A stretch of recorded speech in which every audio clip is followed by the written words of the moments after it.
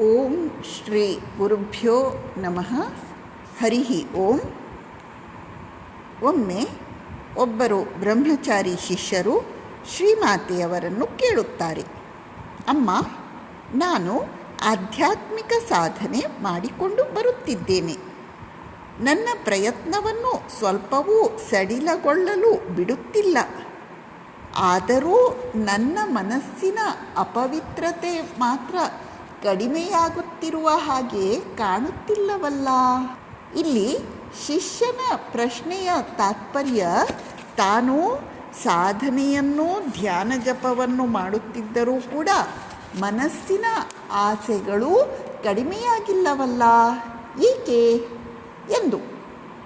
ಅದಕ್ಕೆ ಶ್ರೀಮಾತೆಯವರು ಹೇಳುತ್ತಾರೆ, ನೋಡು ಮಗು, ನೀನು ಕೆಂಪು, ಕಪ್ಪು, ಬಿಳಿ ಹೀಗೆ ಬೇರೆ ಬೇರೆ ಬಣ್ಣದ ದಾರಗಳನ್ನು ಸುತ್ತಿ ಒಂದು ಉಂಡೆಯನ್ನು ಕಟ್ಟಿದ್ದೀಯಾ ಎಂದಿಟ್ಟುಕೋ.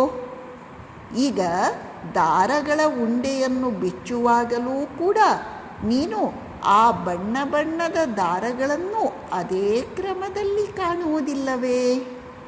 ಹಾಗೆಯೇ ಇದೊಂದು ಅದ್ಭುತವಾದ ಹೋಲಿಕೆ.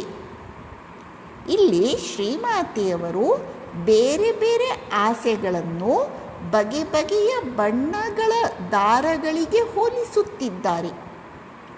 ಹೀಗೆ ನಾನಾ ಬಣ್ಣಗಳ ದಾರಗಳಂತಿರುವ ನಾನಾ ಆಸೆಗಳನ್ನು ನಾವು ನಮ್ಮ ಮನಸ್ಸಿನಲ್ಲಿ ಸುತ್ತಿ ಸುತ್ತಿ ಉಂಡೆ ಕಟ್ಟಿಟ್ಟುಕೊಂಡಿದ್ದೇವೆ.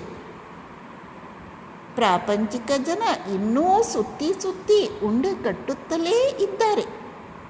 ಆದರೆ ಸಾಧಕರು ಈ ಆಸೆಗಳ ಬಣ್ಣದ ಉಂಡೆಯನ್ನು ಬಿಚ್ಚುವ ಪ್ರಯತ್ನ ಮಾಡುತ್ತಿದ್ದಾರೆ.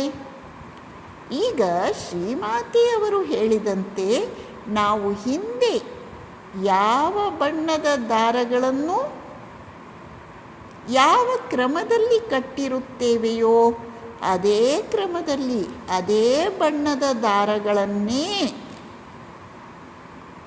ಬಿಚ್ಚುವಾಗಲೂ ನಾವು ನೋಡುತ್ತೇವೆ. ಆದ್ದರಿಂದ ಆಸೆಗಳ ಈ ಸ್ವರೂಪವನ್ನರಿತು ನಾವು ಹೆದರಬೇಕಾಗಿಲ್ಲ.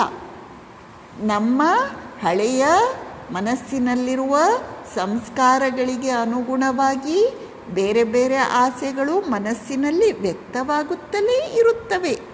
ಆದರೆ ನಾವು ಅವುಗಳನ್ನು ಎಂಟರ್ಟೈನ್ ಮಾಡದಿದ್ದರೆ, ಪುರಸ್ಕರಿಸದಿದ್ದರೆ ಅವು ನಮಗೆ ಹಾನಿಯನ್ನು ಉಂಟು ಮಾಡುವುದಿಲ್ಲ ಎಂಬ ಅದ್ಭುತವಾದ ಭರವಸೆ ಈ ಮೂಲಕ ಶ್ರೀಮಾತೆಯವರು ನಮಗೆ ನೀಡುತ್ತಿದ್ದಾರೆ.